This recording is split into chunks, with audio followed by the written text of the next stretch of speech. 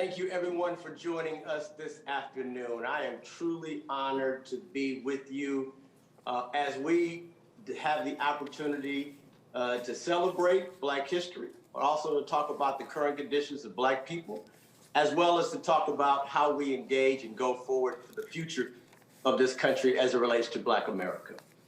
I, again, am the president of the United States Black Chamber. We represent 146 Black chambers located throughout 42 states, including Canada and 6 countries in Africa, with a membership base of over 380,000 Black-owned businesses, but we are the voice of over 2.6 million Black-owned businesses.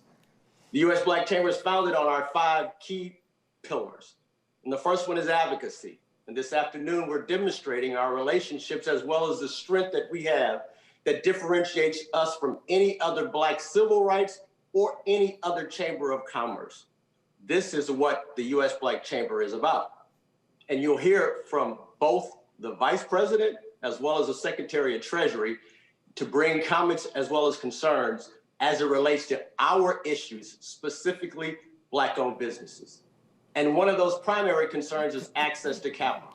And we all know that it is a tremendous burden for Black business owners as well as Black homeowners and communities to get affordable and accessible capital. Our third one is contracting, and we are going to discuss with this administration about opportunities to do business with the federal government, as well as use their bullet put to make sure that corporate America is doing its role as well. And lastly, as a Black collective, you have all heard the story about we have $1 trillion of spend power. Our responsibility is to keep that trillions of dollars in our community to ensure that we have sustainability, not just through these difficult times, but to thrive after we get out. The next one is really about entrepreneurial training. And as chamber leaders and business owners across the country, I was really surprised when we heard that 68% of Black businesses failed during the COVID period of time because they did not look for expert advice. We as chamber leaders and business leaders across the country have those relationships, have the acumen and skill, and we will make sure that we develop those businesses across the country. And then last is chamber development. And I'm happy to have over 140 chambers join us this afternoon to talk about the new American Recovery Plan. It is really the details, and always the details, as well as the implementation of programs like this. It is our opportunity today to talk about how this can be succinct as well as intentional for Black-owned businesses, Black communities, and most importantly, Black families. This piece of legislation has been rolled out. The great thing about Black chambers is that we are located in both Republican as well as Democratic states, but we carry the voice of our constituents, our members, and the voters in those communities. And so I am happy to have you here to discuss the new American Recovery Plan. And I'm also happy to have 4 of my chamber leaders here to provide great questions and give insight to some of the concerns that they see locally as well as around the country. So without further ado, I'd like to first introduce the new Secretary of Treasury, the first female, as well as our good friend, Dr. Secretary Janet Yellen. Thank you. Thank you.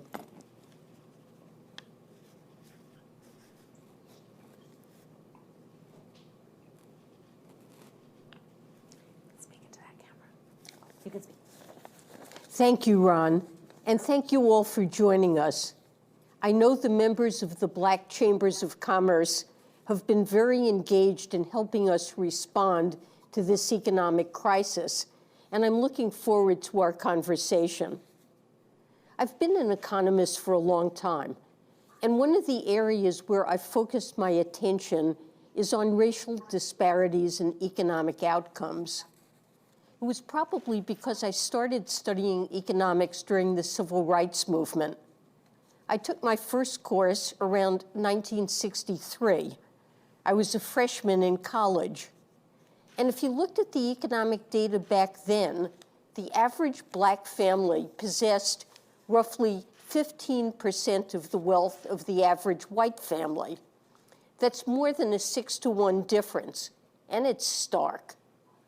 But perhaps it isn't surprising. Jim Crow laws were still in effect in many places. What is surprising, though, is that it is now more than a half a century later, and that 6-to-1 number has barely budged. Today, African Americans remain unemployed at roughly twice the rate of white Americans. And that number hasn't really changed in 50 years either. It's as close to a constant as you come in economic data. Indeed, if you somehow transported my freshman economics professor to 2021 and you only showed him the employment and wealth numbers, he would have had a hard time guessing that the country has passed the Civil Rights Act, or that we're elected our first black president, or our first black vice president. Instead, he might actually notice signs that the country had headed in the opposite direction, especially after 2008. During the last recession, the highest white unemployment rate ever reached was 9.2%. But black unemployment was trapped above 10% for 5 years, and it peaked earlier, reaching almost 17%, and recovered slower than unemployment for almost any other group. And that is what economic crises do. They hit people of color harder and longer. They push our country away from our values toward more inequality. And I'm worried that the current crisis will do this again. In fact, I know it will, unless we act. During the early days of the pandemic, African Americans were the first to lose their small businesses. They were the first to lose their jobs. And we've seen early data that suggests black workers will be the last rehired when the economy opens back up. That's why the American Rescue Plan is badly needed, to make sure that this pandemic isn't another generational setback for racial equality. And better yet, to finally start building an economy that works for everyone. I know this is a goal the Vice President cares deeply about, too. In fact, it was the first thing she asked me to work on with her. When she swore me in as secretary, we spoke, and she asked me about providing more capital to community development financial institutions and minority depository institutions. These CDFIs and MDIs are so important because they serve communities that the wider financial system traditionally hasn't served well, especially communities of color. They give loans to people to buy homes and start businesses. Madam Vice President, I am very glad to be working with you on these issues and to be here with you today.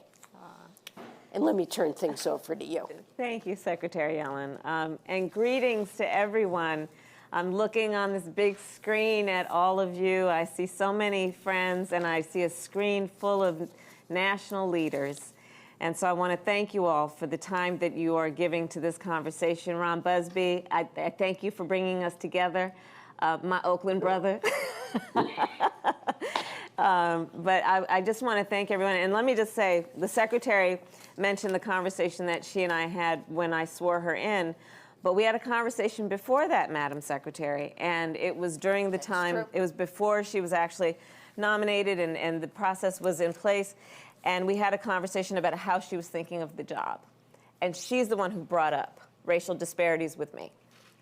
And so I can tell you that we are very fortunate with all that she brings to this position in terms of her experience, her expertise, her knowledge, her so profoundly respected knowledge around how our economy works and how we can make it work. We're very fortunate to have you serve as the Secretary, and we thank you for this commitment that you have made to our country. So thank you all. And this is a conversation we are going to be having a lot. Yes, this is February. It is Black History Month, but I think as we all are concerned, Black History Month is every month.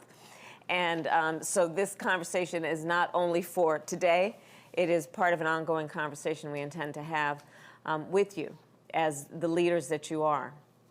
And, you know, frankly, when I think about who you are and your members in terms of the chambers, who they are, we're talking, yes, about business leaders, but what we also know is that those business leaders are often also community leaders, civic leaders, and opinion leaders.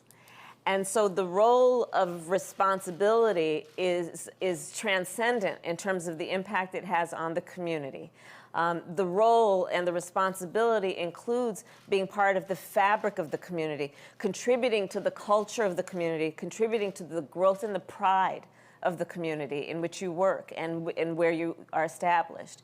And so that is the lens through which the president and I and the secretary are thinking about your role of leadership and the partnership that we have and will continue to grow. But yeah, I did basically a rough assessment, and when we look at our black businesses in our country, they range. We are talking about software companies. We're talking about healthcare companies. Yes, we're also talking about the beauty shop and the barber shop, but we are also talking about healthcare. We are also talking about childcare. We're also talking about manufacturing.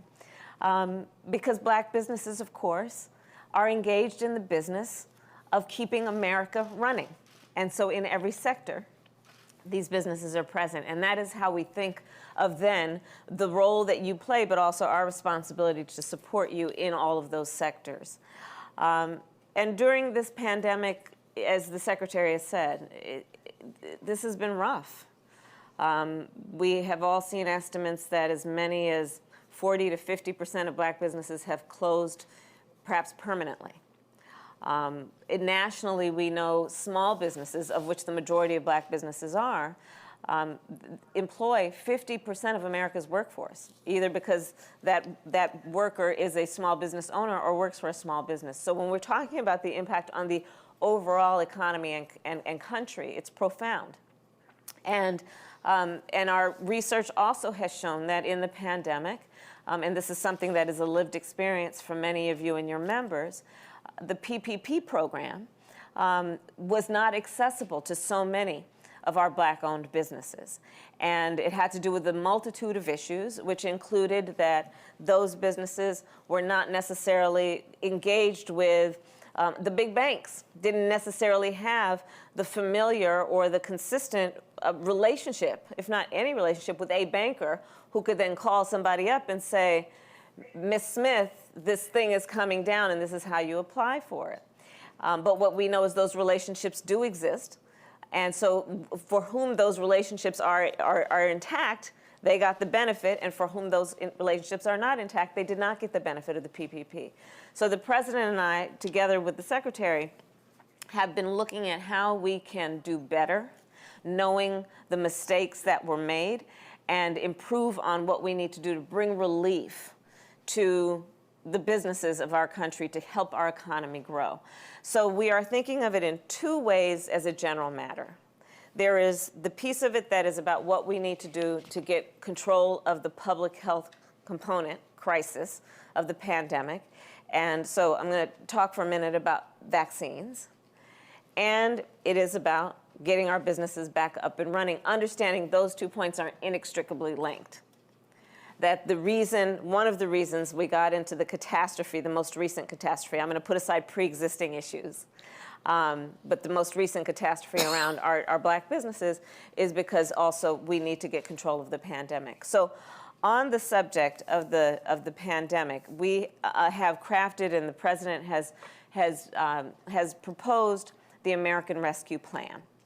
And a large part of that plan is focused on vaccinations. And so, for example, we are putting in $400 billion to have a vaccine distribution plan that is going to include, for example, in Oakland, California, at Oakland Coliseum, and in Los Angeles, California, at the Cal State LA, the first federally supported, along with the state, vaccine distribution center. We're very excited about that. That's going to be up and running, we believe, by February 15th. And this is the first time that the federal government has come in, sadly, since the pandemic started, to support states to do the vaccine distribution piece. But that's going to be up and running.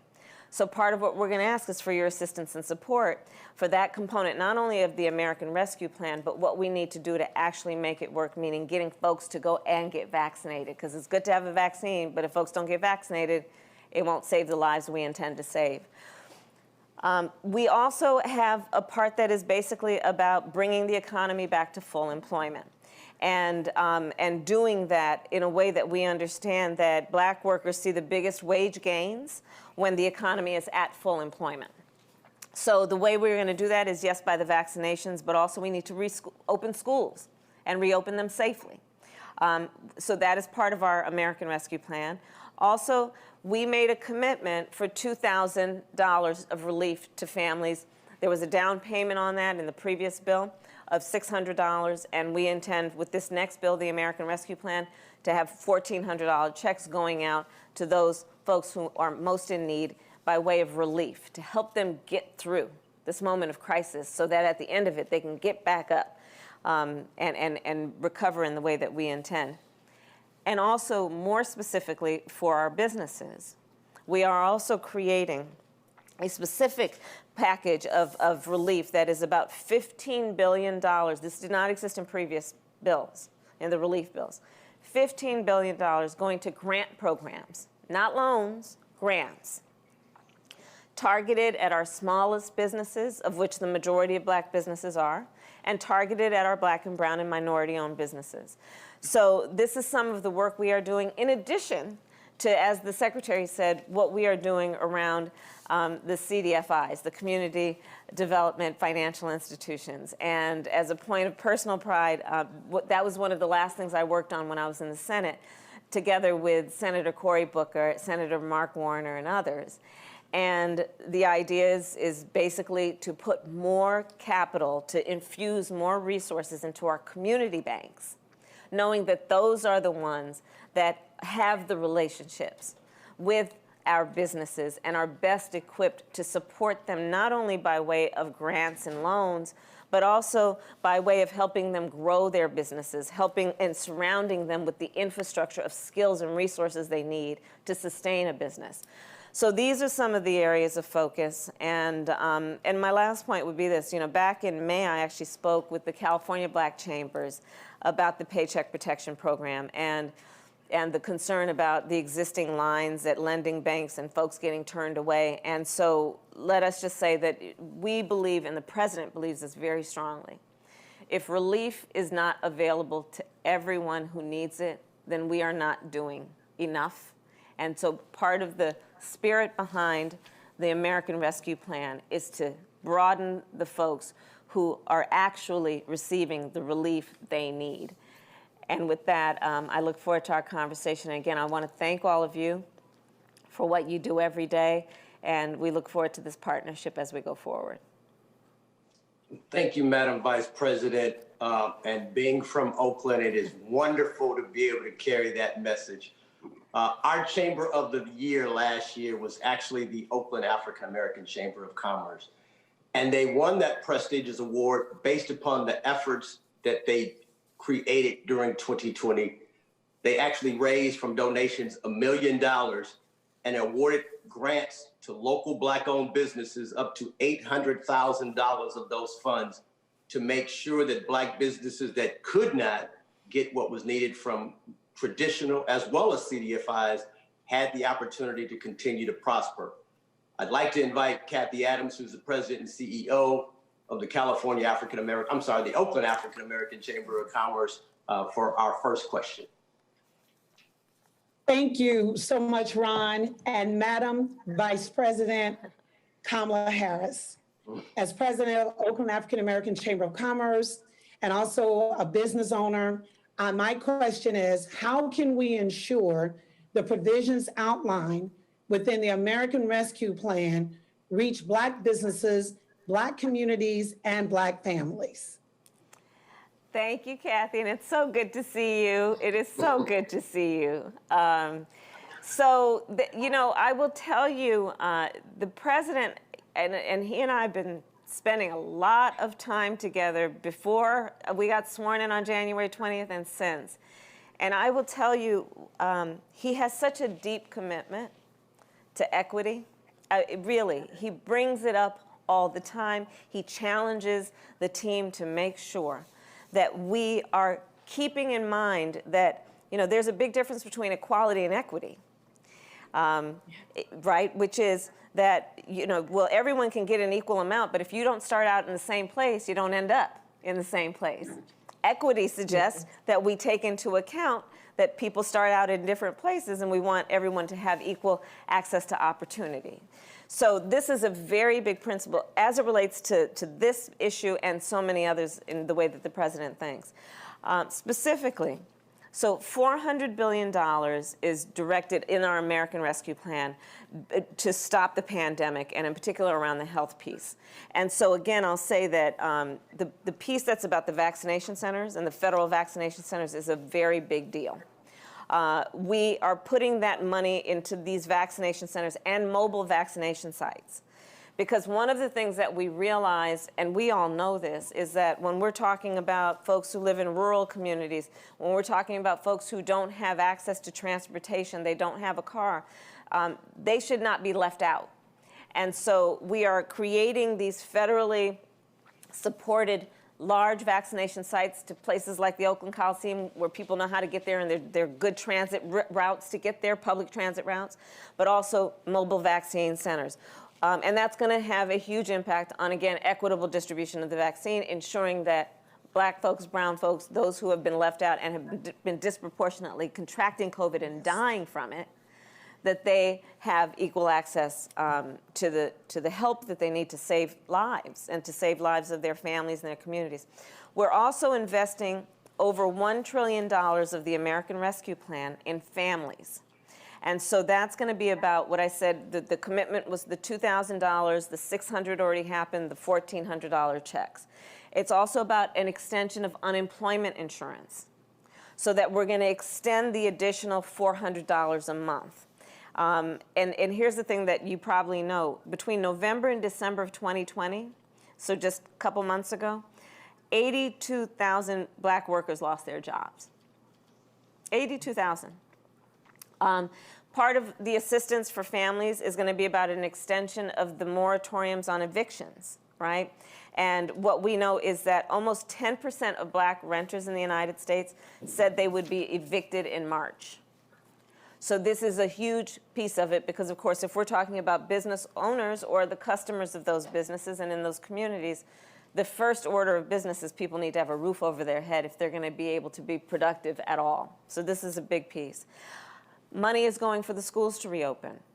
And the money is looking at a number of issues to reopen schools safely. And that includes making sure that there's the personal protective equipment that is available for the teachers, for the staff, the folks who work in the cafeteria, the school bus drivers, everybody, right? It's also about making sure that we have the resources in our public schools around plexiglass and those things that are needed in the infrastructure, the physical infrastructure of the school, to ensure that the students and the teachers and all staff are safe. And then we are also extending the IETC, the child tax credit. And that's something that I'm really excited about. And that, Kathy, when we get that part of this passed in our bill, will lift up half of America's children who are in poverty. This child tax credit, half, can you imagine? Half of the children who live in poverty right now will be lifted out of poverty by this one piece. It's so important, and as you can imagine. And then the $15 billion in grants as opposed to loans for small businesses. So those are some of the things that we'll do. Maybe I could. And please, Secretary Yellen. I just want to follow up by emphasizing that it is foremost in our thinking. We recognize this economic crisis. It's affected America, but it hasn't affected all communities equally. And both the health impacts and the economic impacts have been disproportionately large for the Black community. And there are longstanding inequities that existed in our society before the pandemic, but this pandemic has just compounded all the problems that existed. So the American Rescue Plan that the Vice President described it was really designed with that in mind, that yes, it's providing support to all Americans who are suffering economically or health-wise because of the crisis, but it will ensure that the communities that have really borne the brunt, the greatest pain, are going to get the relief that they need.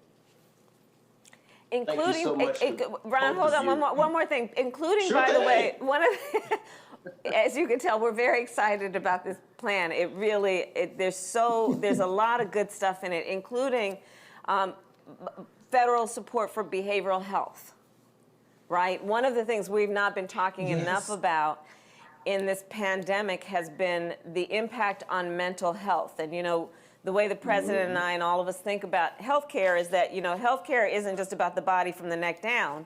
It's also about the body from the neck up. And there's been a lot of undiagnosed and untreated trauma, a lot of depression, and all of those things. And in particular, when we're talking about minority communities, Black and brown communities. So there's a significant component of what we're doing in this plan that is also about mental health and behavioral health, and giving support to those services.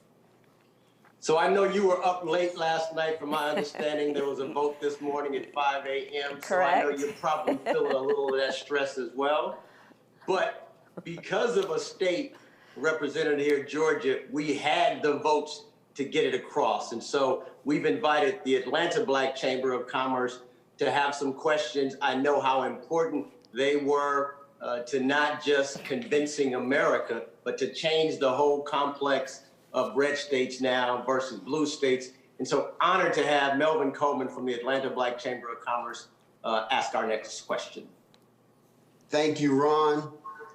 Hello, Madam Vice President. Hello, Madam Secretary.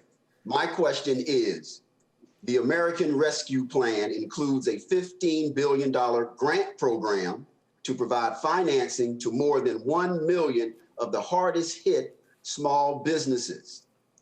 How is the administration prepared to equitably deploy these grants to the businesses most underserved and overlooked by traditional capital access pathways? So I'll start, and then I'm going to pass.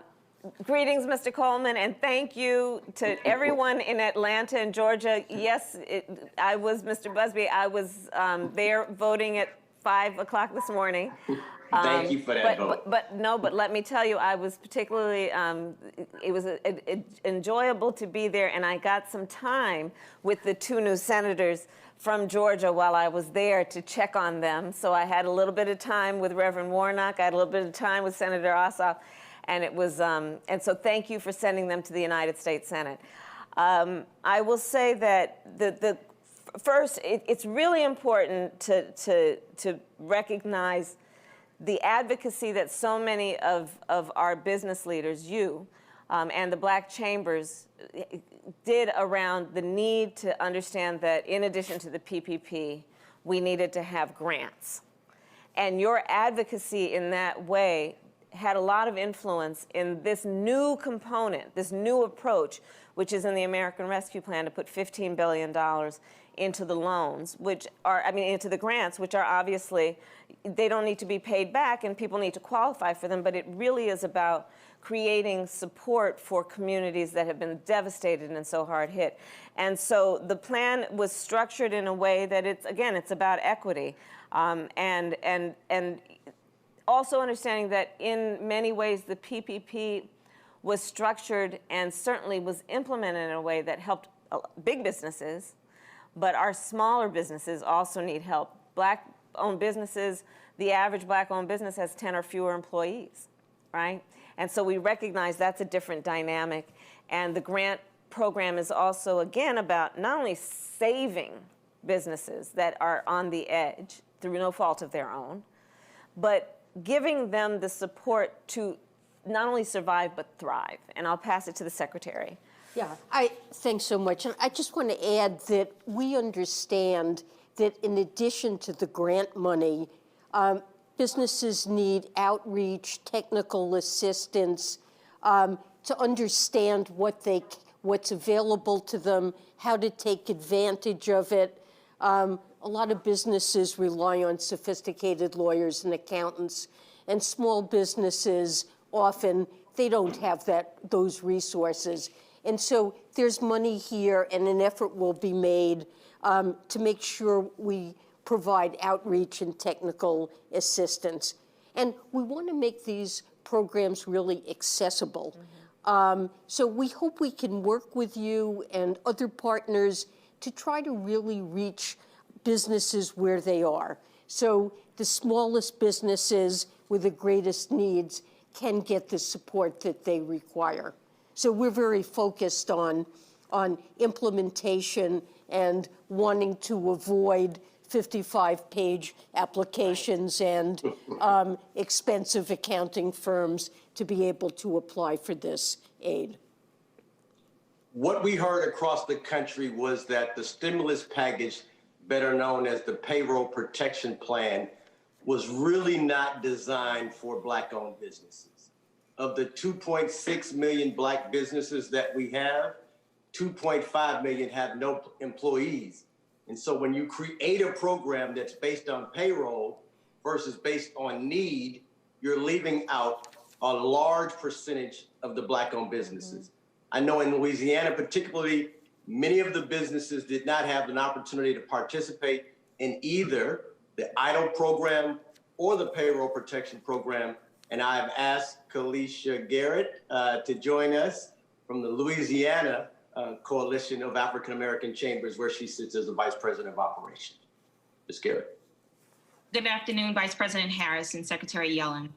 In addition to the $15 billion in grants and $35 billion in the state, local, and tribal small business programs included in the plan, what are other ways that this new plan will provide supplementary support to existing small business initiatives like the SBA's Paycheck Protection Program? Thank you, Ms. Garrett. So first of all, from the December bill, there's people. We're going to actually give you the website, and I'm looking for it right now. I think it's sba.gov is the website. But we want to make sure that people know to go there to apply for what currently exists in the PPP program. But we have to make it better, and so in a number of ways. One, we intend to support the SBA and for distribution of the support for the small businesses by having navigators. So that's one of the things that did not exist before, right? And having navigators who help our small businesses. So as the Secretary said, they don't have to fill out 50-page, reports that don't apply to their business model. I'll never forget, we got a small business in California reached out to my office at the beginning of the pandemic, and she said, look, they want me to fill out this form, and they want me to tell them about she has a salon. She said, they want me to give them all the names of my vendors. She said, well, I go to the beauty supply store to get all my stuff. Right? And so we need to understand who the businesses are and their business model, and then make it accessible to them, because they are no less a small business owner than anybody else, right? And so that's where the navigator comes into play. And then also helping the SBA with what they need to do more to provide technical assistance to our small businesses, and not only technical assistance to help people take the benefit of these relief plans, but technical assistance, because now, in the midst of this crisis, one of the opportunities we have seen and small businesses have seen is how they can adopt technology to talk with their clients and to move their products, right? And so let's see the opportunity presented in this moment to give them even more technical assistance, to think about how they can grow their business now in a way that uses technology to perform their business. And it is one of our highest priorities, all of that being said, to fix the assistance piece of the PPP program. And I'll pass it to the Secretary. Thanks so much, Madam Vice President. So I would say in thinking about implementing the PPP program, we're really learning lessons from the failures of the first round. and taking many steps to try to ensure that the smallest businesses get access to these funds first, and the ones that were left out in the first round get first preference now. I also want to point out that beyond the PPP program, there are other programs we think can be very helpful to Black businesses. The recently passed legislation contains $12 billion of funds to invest in CDFIs and minority depository institutions. The legislation, the bill that you were so instrumental. It's very exciting that this has been included.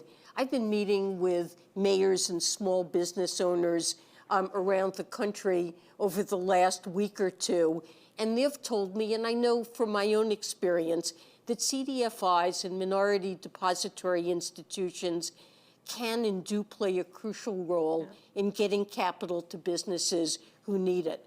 And we're seeing this as a unique opportunity to support institutions that can support small businesses in your communities, and not only in response to the pandemic, but will strengthen permanently these institutions to make a contribution.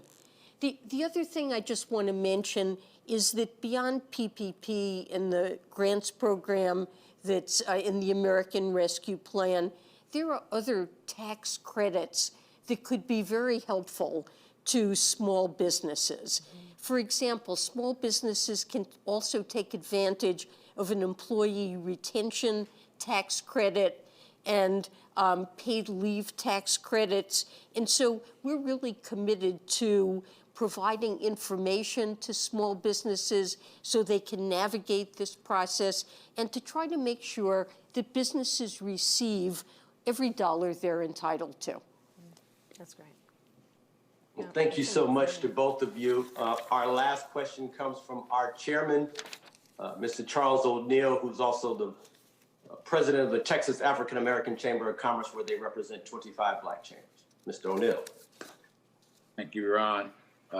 Madam Vice President and Secretary Yellen, if you don't mind my taking just the liberty to add on behalf of the entire board of directors of USBC and the thousands of women and men committed to aspirational goals of Black businesses across the country, thank you for this opportunity to engage the administration in a productive discussion. Now, given the preparation undertaken in the formulation of the American Rescue Plan, I'm certain that you and Secretary Yellen have already begun planning for what's next. We know that Black-owned businesses suffer from pre-existing conditions. So what can we expect from the administration in terms of ongoing targeted support for the businesses we represent? That's an excellent point, Mr. O'Neill, and thank you for your leadership. So we need to get this rescue plan passed. And the reason I was in the Senate now as the president of the Senate to break the tie was so we can get that moving along, to get that relief to families and to small businesses as quickly as possible, to deal with the immediate issues, including what cannot be overlooked. You know, even since December, when the last package was passed, almost 100,000 people have died, right? So when we think about this moment we're in, you know, the way I think of it, and you'll appreciate this from Texas, I think of it as like a hurricane, right? Sometimes we tend to think, okay, we now need to clean up after the hurricane. No, we're still in the hurricane. And it's picking up speed, right? So that as much as anything is the motivation and the spirit behind the rescue plan, which is people are hurting right now. Back to the housing piece, back to the child poverty piece, back to the piece we're seeing all over the country, including, as you know, in Texas, where people are in lines in their car, standing in lines for hours and hours because their families are hungry. So there is that. But one of the things that the president is very committed to, is a very deep part of his commitment to the future of our country, is an investment in infrastructure and the creation of jobs. And so look to that in the horizon in the not too far distant future. right? And how does that relate to small businesses? Well, in so many ways. I mean, again, understanding that let's not engage in any kind of myths about who black businesses are. Black businesses are every business, right? Including manufacturing, including contractors and construction companies, including all of those businesses that will benefit from an investment in America's infrastructure, be that roads or bridges, but also one of the pieces that we are committed to is broadband. Now, which relates to everything from not only the disparities along racial lines in rural America and urban America around our children having access to broadband and the internet when they're missing critical stages of their education, but also for our businesses. Because those businesses who do not have access to broadband cannot thrive in this environment, in this year of our Lord 2021, without that infrastructure in place, and that is part of our great commitment. So these are the kinds of things that are on the horizon, but really, you know, infrastructure, jobs, jobs, jobs.